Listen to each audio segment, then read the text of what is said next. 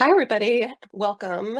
Thank you for logging in. I'm Sue Breikoff, president of the Olmsted Network, and today's topic is one I'm personally passionate about, and that is community.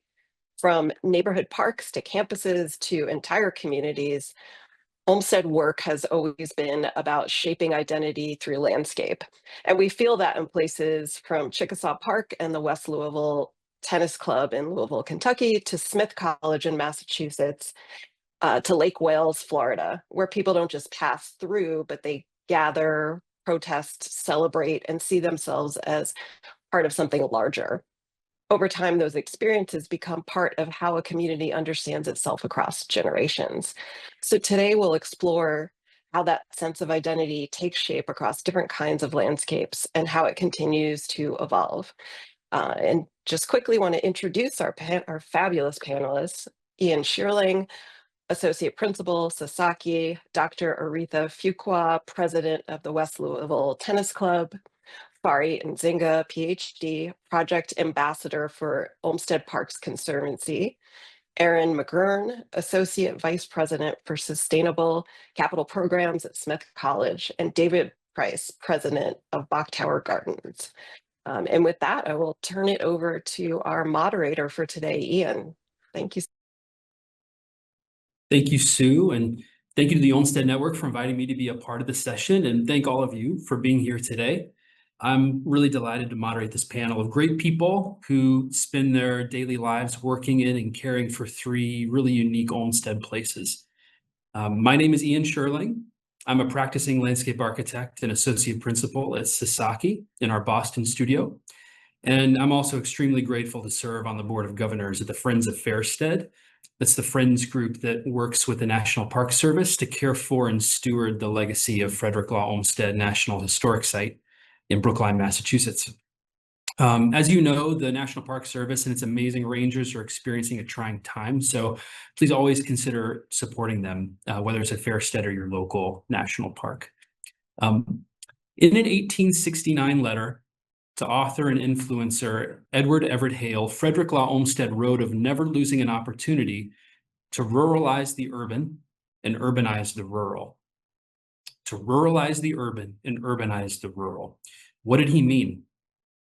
Well, we think he was speaking of the way the communities coexist with their place. What relationship do people have with the restorative power of nature? How does being in an open space stimulate the individual and our collective senses? How is order and decency kept in open spaces? What economies are required to care for our spaces? What Olmsted was after was for the users of his place to, quote, gain tranquility. He knew that life could be, in his words, disturbing to individuals and communities sometimes, and he was interested in offering places that provided rest to the mind. He also knew that what offered satisfaction and joy to people was seeing what he called congregated human life in glorious landscapes. Glorious is his word. So fast forward to our own experiences. I think you would agree being outdoors and seeing people enjoy themselves generates joy. That's essential to our communities and our cultural identity, and that's what we're going to explore today.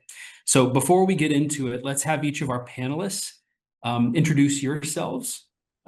Maybe starting with our friends at Chickasaw Park, and then Smith College, and then Bok Tower Gardens. So Aretha and Fari, if you could start us out. Sure.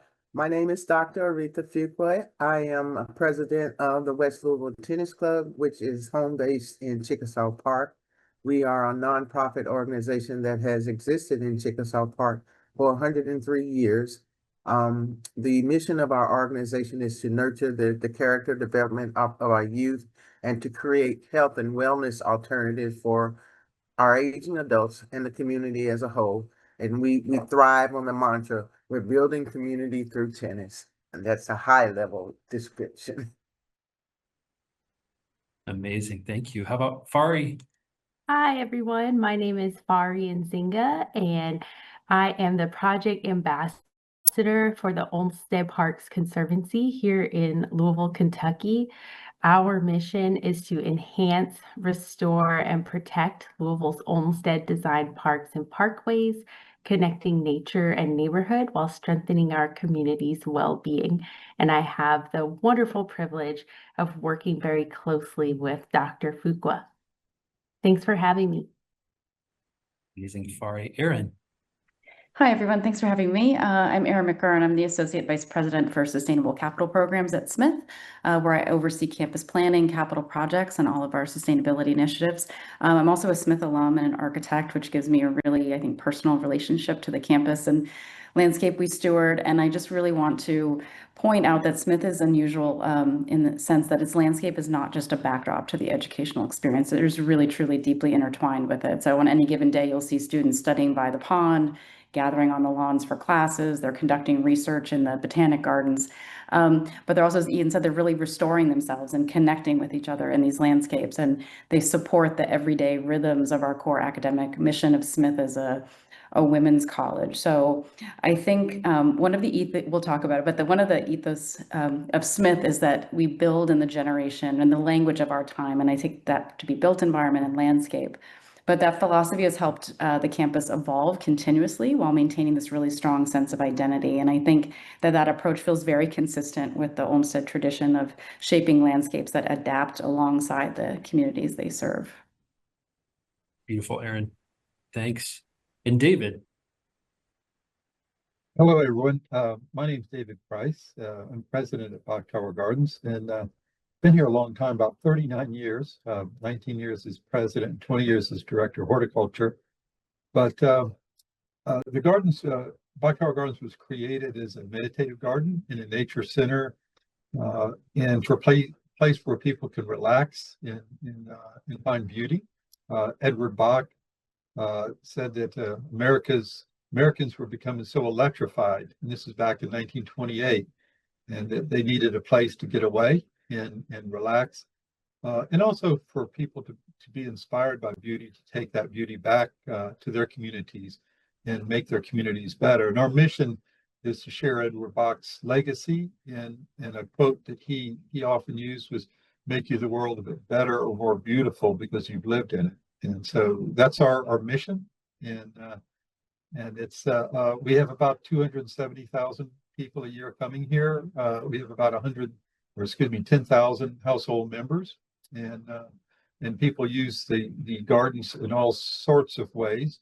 But also we influence our neighbors in our communities around us. Wonderful. Such different communities, and that's what's going to make this conversation so much fun. So thank you, panelists. Okay, let's start in Louisville at Chickasaw Park. So Chickasaw Park is a 1923 Olmsted Brothers design landscape with a very specific history. It's one of 17 parks and 6 parkways that are cared for by the Olmsted Parks Conservancy. Excuse me. The 61-acre Chickasaw Park is believed to be the only Olmsted designed park specifically for a Black community during segregation. And the park, as Aretha, you mentioned, has a rich history of fostering community through a strong athletics culture and tennis. So Aretha, let's start with you. It's such an important figure in your community. What role does Chickasaw Park play in your community today? And what kind of things are you passionate about how your community uses the park? Well, I didn't know that I was playing an important role in the community. I'm just having fun and living my life the way that I just would love to, but thank you for the compliment. Chickasaw Park it's a multi-generational park. It's nested within an economically disadvantaged community, and the park is home for many different groups of people. We have people that play tennis, we have people that play dominoes, we have bird watchers, we have grillers, we have young kids, we have adolescents, we have retirees, fishermen, and just all kinds of groups. And it's just, the park simply provides a safe place to hang out. It's something for everybody in the park. And what we've learned to do over the years is just coexist. You know, we love each other. So everyone has their designated area, and you have a place here, they have a place there. And we've learned to integrate those spaces more here lately, because we're trying to bridge this gap that somehow happened over time where the old people get separated from the young people. Now, I value that relationship, and I'm doing all I can to make that happen again. As grandmothers get younger and younger, as an organization of 101 years old, we have members that are upwards of 93 years old, 94 years old. So we like our kids to hang around them so they don't spend all their young energy doing things that just don't make sense, right? So, and the thing that I'm most passionate about is our legacy, and sustaining that legacy, because everything that we do today is not for us. It's for the generations that are coming behind us. So we're living to make their world better tomorrow. And that's my passion. Beautiful. Thank Beautiful. Thank you. Could you tell us a little bit about the West Louisville Tennis Club and the role that it plays in shaping the identity of not just your community, but maybe the West End in Louisville? I can, because we exist to develop the character of our kids. The West Louisville Tennis Club plays a critical role because we are directly responsible for creating a generation of productive, civil-minded, God-fearing youth and adults. So we're teaching our community nothing great happens without the help of someone else. So if someone blesses you, be a blessing to someone else. And that's the message that we're trying to pass on, because that's the attitude, that's the mindset that's going to make this community better for everyone. So we lead by example, and we just nurture these kids. We follow them through every transition of their life, from elementary school to middle school graduation, to the prom, to college. It's not a one-time kind of thing. We nurture our kids, we follow them, we give them scholarships, we just love them, and we keep them around our elders, because they're the ones that's going to save them from doing a lot of things that just doesn't make sense. So I think what we're doing is we're trying to create a community mindset that says we are nothing without each other, and we're trying to live that example. Dr. Fari, I'd like to invite you into this conversation too, because I know that in November 2025, it was announced that Chickasaw Park received an anonymous $5 million gift to make improvements to the park. And so I'm wondering if you could tell us all a little bit about your role in the Olmsted Parks Conservancy and in stewarding that gift and the impact that that gift is going to have on the community. Sure, thank you.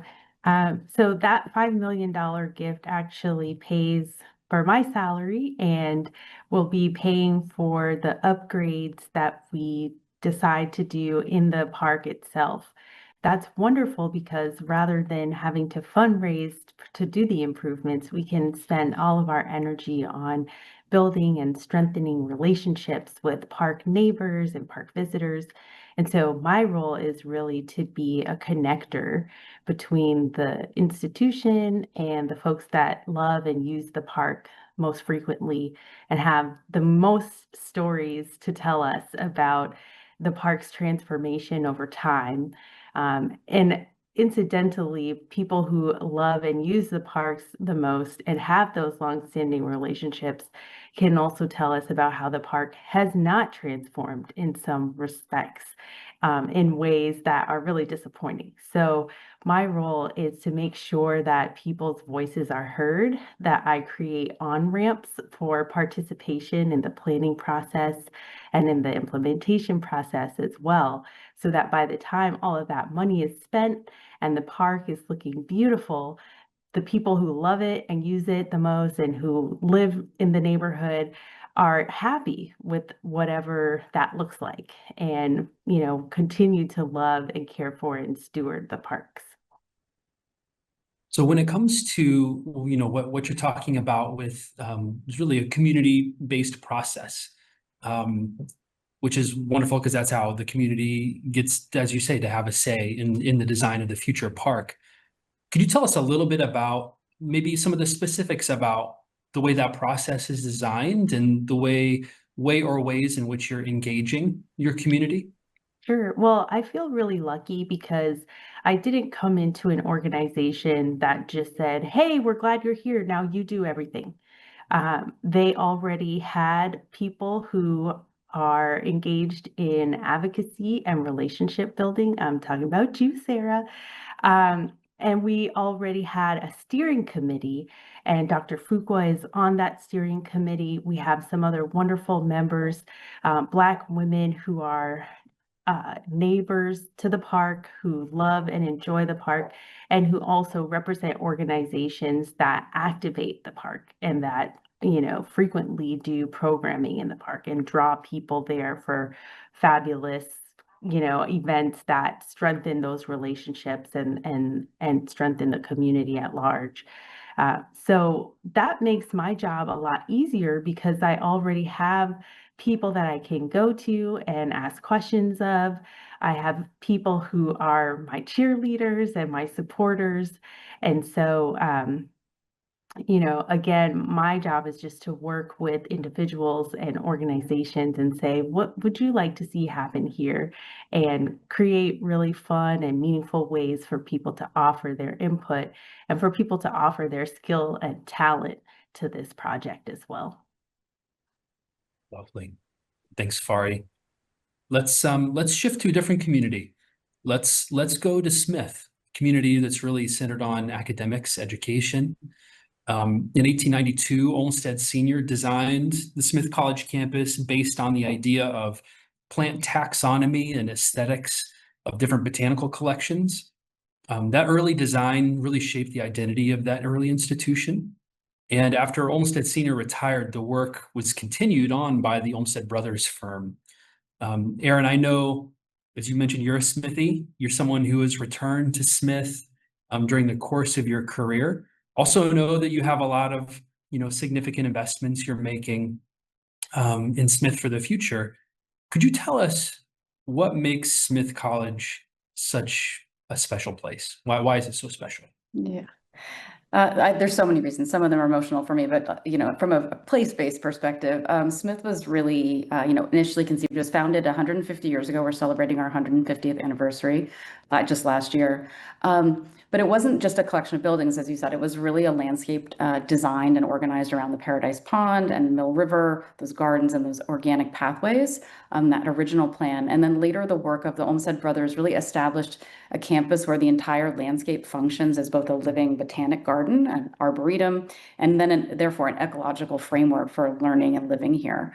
And I think that idea feels especially important in the context of Smith's history as a women's college. At the time, obviously, higher ed for women was still relatively radical. In fact, some maybe would say it is still today. But Smith created an environment that was really intellectually ambitious, but also deeply, I think, humane. It was very connected to nature and health and movement and beauty and community.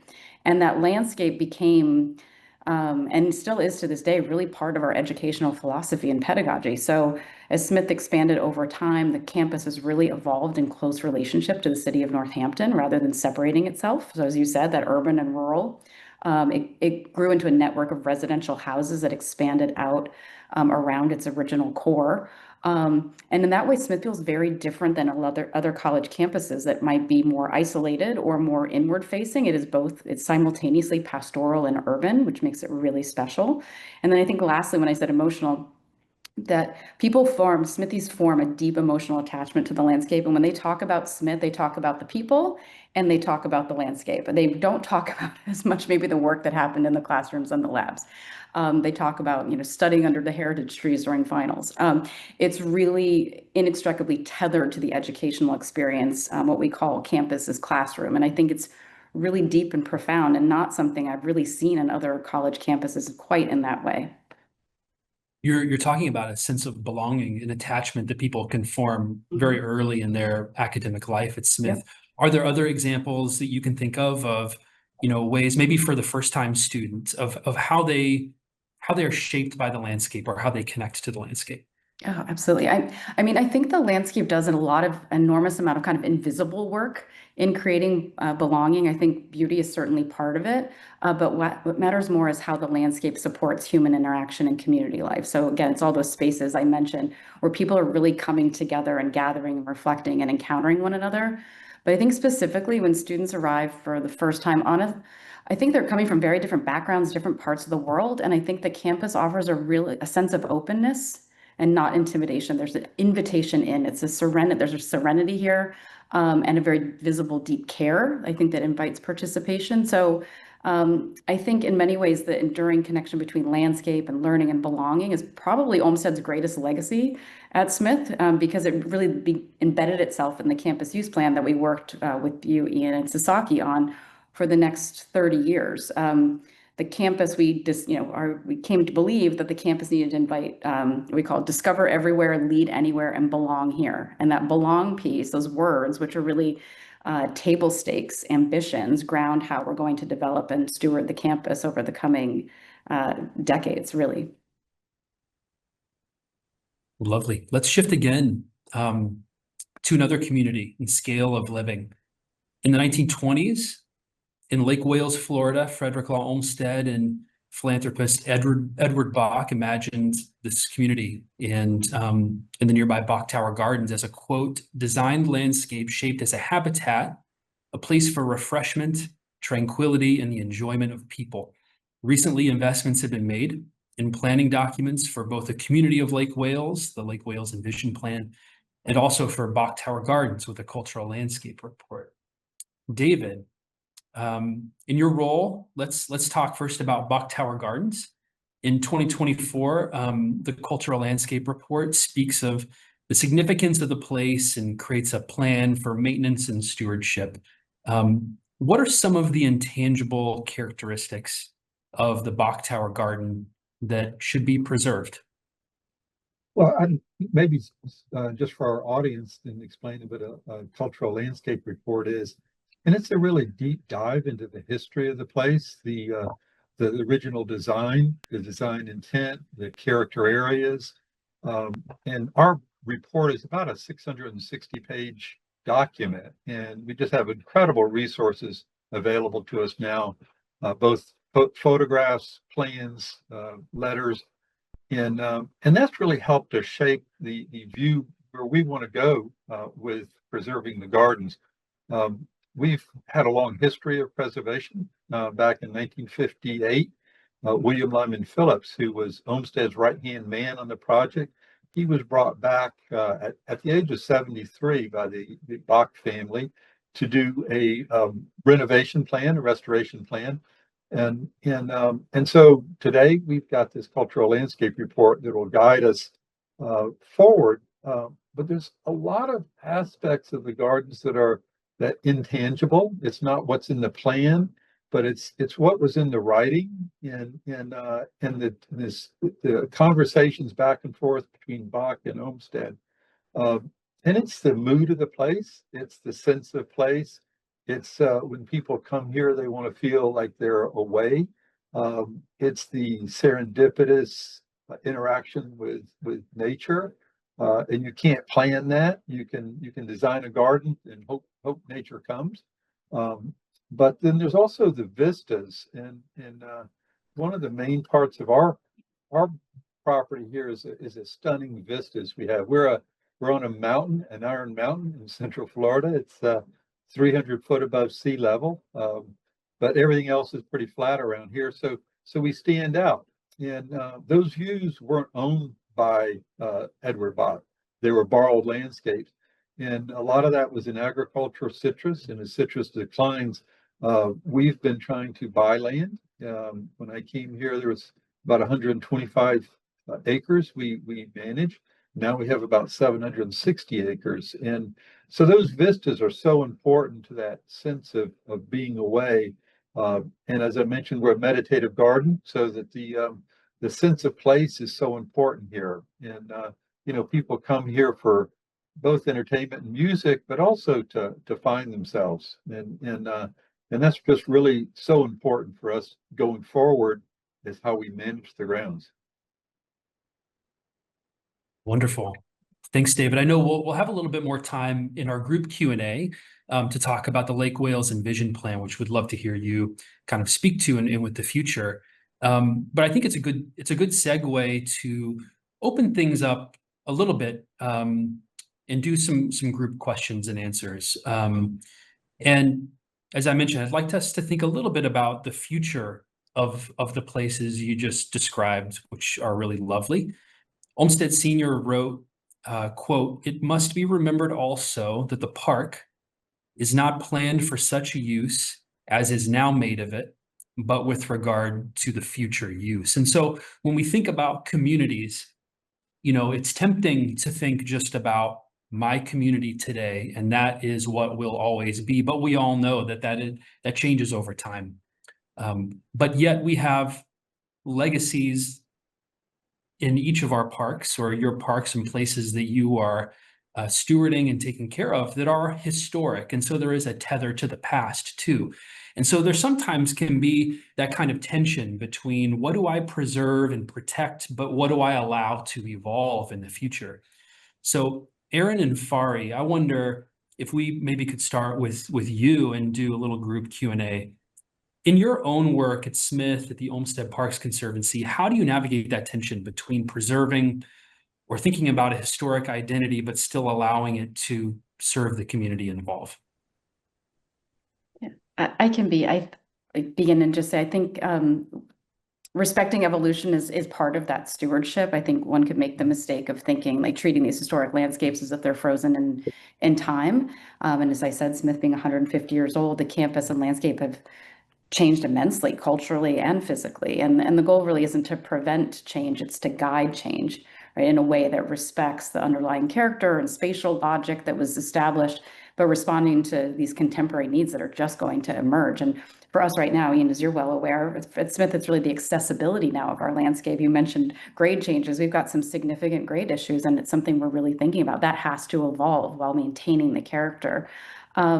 And I think it's about trying to create continuity without rupture, and trying to plan for a future we don't yet know, who it exists for, but knowing that things will really change is inevitable. Change is inevitable. So I'll leave it there.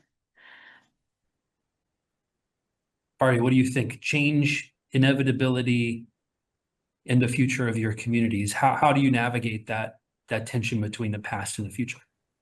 Well, it is something that I think about quite frequently, given that this is an Olmsted designed park that is so important to the Black community that surrounds it. And as we know, in these trying times, there are many changes that seem to be taking us backwards in regard to the Black community's access to amenities, to services, to education, to being able to organize, being able to speak our history and tell the truth. And so one of the things that I think about as we are embarking upon this historic restoration project is about placemaking, because it could be really easy for us to make this fabulous new park and have that signal to the neighborhood that we are really preparing for gentrification and displacement, and that these new amenities will be enjoyed by future populations that aren't connected to the history. And so working with the West Louisville Tennis Club and working with the Play Cousins Collective and the West End Women's Collaborative, we are really thinking about not only upgrading the different park elements and amenities, but also, as we're doing that, how are we telling the story of the people that made this park great, and how are we allowing for that culture that has thrived and evolved in this place and in this time to continue to thrive and to continue to evolve. And so we may have to do things a little bit differently because of our mission to serve our park neighbors, and wanting to really maintain that historic link to Black identity and Black history and culture. Thank you for sharing that, Fari. What I've been taking from what both of your of what you're saying, this idea of truth telling, and you said, Erinn, to continuity without rupture. I think those maybe are things that go hand in hand. And as we're thinking about people too in parks, I think we're also in a time where we're thinking about climate. We're thinking about the way our places are changing. We're thinking about the environmental changes that come with that. And one of the words that comes up often in these conversations when we talk about people, when we talk about environment, is resilience. And so I wonder for Chickasaw Park, for Smith College, how do you define resilience in your communities? I think you hit it on the head. I think resilience is really both ecological and human. So as we're thinking about it environmentally, it's about preparing the campus to perform under stress. We're saying today it's 94 degrees on campus in May. It's not typical, right? We've got extreme heat and storm events and changing hydrology, and it's really and also supporting a broader transition to our low carbon future. So we're in the middle of a gigantic geothermal transition across our entire campus. But it's also about landscape strategy, more passive tree canopies and shade and biodiversity, stormwater management. So it becomes a really kind of social and institutional ties that really create a resilient campus that's going to foster that kind of well-being and learning and community during these periods of change and uncertainty is really what's top of mind for us. Thanks, Erinn. Fari, what are your thoughts on resilience and defining resilience for you and your community? Well, this park is located in a place that has had its challenges with ecological racism and environmental racism. So already before we even do any upgrades, we have to acknowledge the resilience of the people that live in this area, in this neighborhood, and in this community for being able to survive some really, really harsh conditions. And so I think that it's a joy to be able to offer this public space back to the original ecology of the river and of the land. And in doing that in partnership with people who have been made vulnerable to climate effects, talking about heat, like it's hotter in Black neighborhoods because we don't have as much tree canopy, we have so much concrete. And so being able to kind of try to mitigate some of those effects, I think is really important. So I don't have like a planting strategy, or I can't speak to the transition to a low carbon future, although that is something that I think we desperately need here, there, and everywhere. But it is really wonderful to be able to be a part of this team that thinks about this in really important ways and that is acting together to enhance this park, enhance the lives of the people that live near it and that enjoy it. And hopefully that does something, in terms of the larger domino effect of stewarding the landscape of Louisville, as a city and in our region. Thanks, Fari. Thanks, Erinn. Aretha, David, I'd like to invite you into the conversation here too. So when you think about the future of your communities, to you, how is it the same or different from what it looks like today? Well, when I think about the future of our community, I think about catching up, so to speak, in the sense that I'm going to give an example. Like up until the last 4 years, Chickasaw Park suffered from 100 years of deferred maintenance. It's just the money wasn't there to do the upgrades. So we're blessed to be where we are right now. So I just think that we've got to just realize that if you want to create a safe and a healthy environment, then you have to put resources into that environment to make it that way. It just doesn't happen over time. And then to speak to the point of resilience, I think this community has always been resilient. That should be the name of this community, resilience, because we've always suffered from well, it's an economically disadvantaged community, so we don't have the capital to do the things that most people do. And that's the reason why organizations like West Louisville Tennis Club exist as a nonprofit. We try to fill the gap because we know, but on the other side, it's resilience that makes you work harder, makes you do better, makes you want to get, grow and to thrive. So it's a double-edged sword, without it, you get complacent and you do nothing. So, but we're playing catch up right now. We're in a very good position to be blessed with this $5 million donation, but I don't think it's going to last very long, because as soon as you start building water spray grounds and restoring tennis courts and restoring lodges. I'm imagining that that's not going to last that long. But my hope and my prayer is that someone would see the great works that are going on, and then they will, come along and say, hey, let's put some money into that project.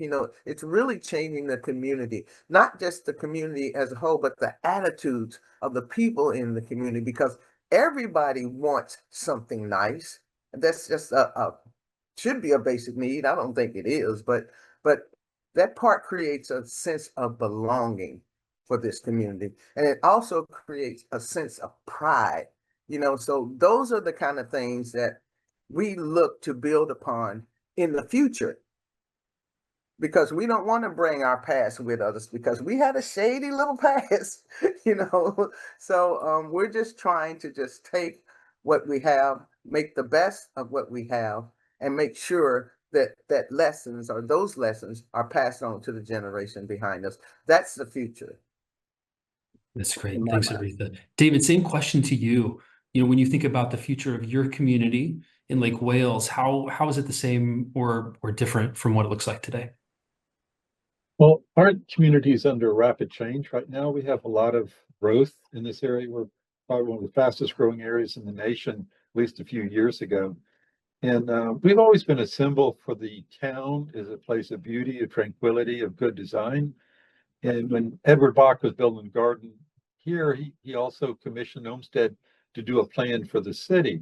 And there's good bones of that plan. We have an incredible lake park with a bike walk, a walking trail around the lake. And so it really brings the communities together. But what we were seeing is development that was sort of isolated in gated communities. And so we worked with the city and planning firm of Dover Coyle. Victor Dover was doing a plan for the city of Lake Wales to make it a city connect, a city within a garden. And that's taken off, and they're doing a lot of work in downtown, making it more walkable downtown where people can, there's not as many cars. And then when the city started growing at this rapid rate, we convinced the city commissioners to do a service area wide plan for all of Lake Wales, what the future of Lake Wales can be. And Victor came up with an incredible plan.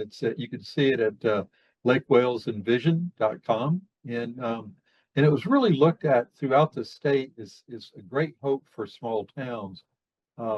Some of that plan is being put in place, but development is coming at us so fast that developers don't necessarily want to do a plan like that because they're not sure it can make money. They're looking for short-term gain. So whenever you work on preservation, the plan is good to have, but it takes ever vigilance to keep pushing that forward. And we're seeing some of the headway on that. And I think in the future, it's going to be a plan that when things change, things are slowing down a little bit. We'll have a little more time to think about it. But it's a great plan for traditional neighborhoods with compact growth, leaving open spaces and more walkable communities, bikeable communities with connections. It's just it's really a dream, a paradise we could have for our community. It's just putting all that in action is going to take time. Thanks for sharing that, David, and thanks Aretha too for answering those questions about future, about your communities specifically, placemaking, pride, community, people. It's all kind of in this package of Olmsted Parks. So in the next kind of 5 or 10 minutes or time we have remaining, really would love to move to a time of just kind of questions and answers from the group online. So if you have questions, I believe you can pop them in the chat. And maybe here's one to start us out with. And this question really can be for anyone. So if it hits you, feel free to answer. What is one shift, whether in design or stewardship or engagement, that is needed to ensure that your landscapes will remain meaningful over time? I will say that landscapes have to stay relevant, and our landscape was becoming irrelevant. We noticed our attendance was dropping off.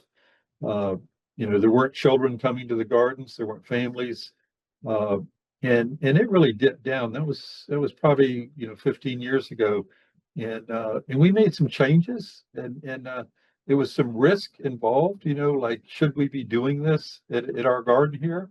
But we felt that they were in line with the mission and the visitor experience, and it's really paid off. So I think relevancy is so important to our landscapes. Thanks, David. Aretha, I believe did you have a thought there too? Yes, I did. I'd like to bring to the attention a problem that we're having in our community with young people wanting to skate on these renovated tennis courts, like $350,000 tennis courts, and they want to skate on them. And I'm always being accosted by them and explaining to them, that, hey, you guys can't skate on the tennis court because, X amount of dollars to renovate. But I feel their pain though, because there's a strong desire in the community, for these kids, because skating is a part of our culture and it existed at one time in the community, but all of a sudden it's been wiped away. It's gone out of business, it's torn down, or whatever. But I wish that in some way we can kind of deviate from what is perceived to be the standard of Olmsted Park design and do something different to carve out a space in the community parks for those skaters, because I feel their pain. I feel like parks should be a place for everybody. And I can honestly say that there's no place for skaters in Chickasaw or Shawnee Park. And that saddens my heart because we have everything else. And I just feel like I feel bad when I have to tell them, they can't do it. And I can't say, well, as an alternative, you can go over the hill and there's this newly constructed outdoor skating area. It's different. Yeah, it's out of the box. It's thinking out of the box. But I just wish that somehow or another we could address the needs of those individuals, because I hurt for them. Because nobody wants to skate on concrete. You want a nice, smooth asphalt type, structure. But that's just me and my wishful thinking outside of the box, because I'm sure Frederick Olmsted did not think about roller skating in any of his parks. But that doesn't mean that it isn't something, that can't be done, because I've seen outdoor skating rinks. And I just hope that I can communicate that message to the powers to be. We have some other questions that are coming in. So there's a question from Winnie-Fred Victor Hines from Newark, New Jersey, who's asking, looking back on your stewardship journey, what's one thing you wish you had known at the beginning, and what lessons have shaped your approach? I can answer this a little bit. I think because we just went through a campus use plan and we really dug into the history of Smith, I think we kind of started at Smith's inception, and I wish we had looked even further back into the indigenous folks that lived in these landscapes and how they thought about preservation of the landscape and stewardship, and really brought those principles. I think not that they didn't end up embedded, but I think that we took a very now lens of this landscape that is really millions of years old. And I think that very backward facing so that you can be forward facing thinking is really critical. And so we've started actually just the last couple of weeks gone down this sort of rabbit hole of that, which has been really fun and interesting. And so I think next time I engage on something like this, I'm gonna look back even further in our histories, not the history that I understand as sort of modern contemporary history, but even further back. I think it's really critical to understand how landscapes transform over time, not just in the amount of time we experience them. Anyone else thoughts on reflecting back on your own journeys? something you wish you had known at the beginning? I would have had a cultural landscape report done earlier. I mean, it was really eye-opening. It's just such a deep dive into our history. And there are so many mysteries to me, and this report just kind of connected all the dots. I encourage any Olmsted Park design to consider a cultural landscape report. Very important document to, I think, do what we heard earlier about not just telling the truth and the history of a place, but continuing, you know, the legacy of the original landscape principles without rupture, without, you know, adversely affecting what makes the place so special in the first place. So I think we have time for maybe one more question. And I think it's a question of success. You know, how do we know if we're successful in the work? In what ways do you measure success for your institutions or the conservancy or your gardens or places? What does success look like in your work? For me, success looks like just peace and tranquility among the park users.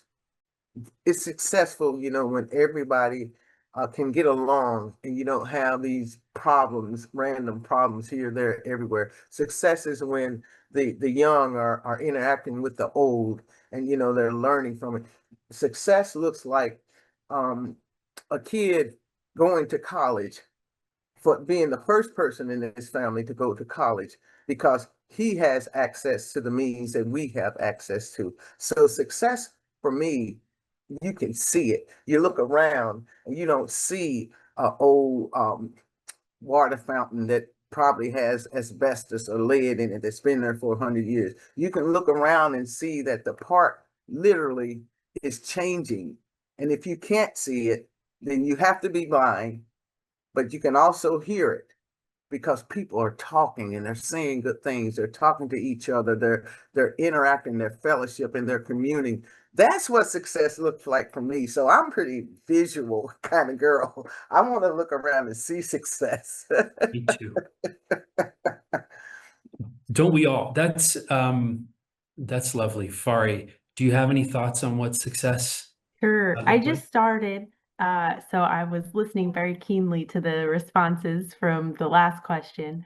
But I will say that even though we haven't, even really begun the major construction for this restoration project, there have been upgrades and there have been improvements that have been made.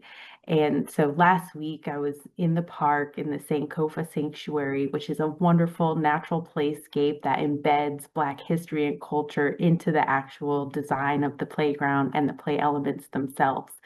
And as I was sitting there watching my toddler run around, all of the eighth graders who were going to eighth grade prom started to gather with their family members so that they could take photos.